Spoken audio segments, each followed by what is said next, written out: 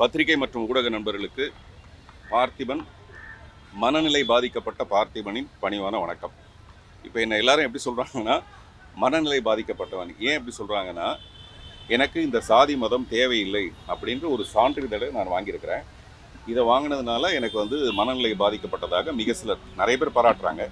ஆனால் இதை வழங்கினது ஒரு சோழிங்கநல்லூர் தாசில்தார் எனக்கு வழங்கியிருக்காரு.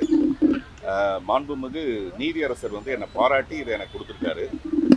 இவ்வளவும் செஞ்சவங்களை மனநிலை பாதிக்கப்பட்டவங்கன்னா அவங்க யாரை சொல்கிறாங்க? இதை மனநிலை பாதிக்கப்பட்ட நிலையில் இந்த சான்றிதழ் எனக்கு வழங்கப்பட்டதுன்னா அது கோர்ட்டை அவமதிக்கிற ஒரு செயலாகும்.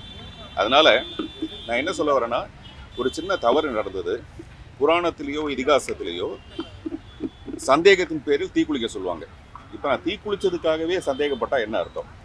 இதை நான் எதுக்காக சொல்கிறேன்னா, மிக சில பேர் மட்டும் இதன் மேலே ஒரு விமர்சனம் வைக்கிறாங்க. அப்படி ஒரு விமர்சனம் தேவையில்லை.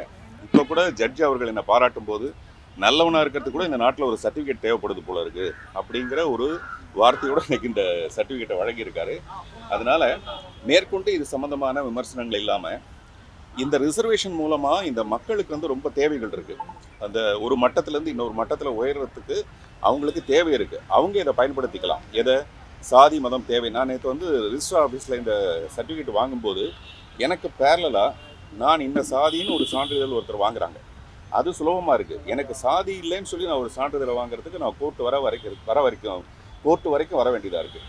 அந்த நிலை மாறணும். நான் இப்போ ஜட்ஜிக்கிட்ட சொல்லும்போது என்ன சொன்னேன்னா, மாண்புமிகு உங்களுடைய இந்த தீர்ப்பால் நாளைக்கு அர்த்தமுள்ள ஒரு புதிய சமூகம் உருவாகும். அந்த சமூகம் உங்களை பாராட்டும் அப்படின்னு சொன்னேன். எனக்கு பின்னாடி ஒரு பெரிய இளைஞர்கள் கூட்டம் இந்த மாதிரி எனக்கு சாதி இல்லை மதம் இல்லை அப்படின்னு சொல்கிறதுக்கான ஒரு பெரிய கூட்டமே ஃபார்ம் ஆகியிருக்காங்க.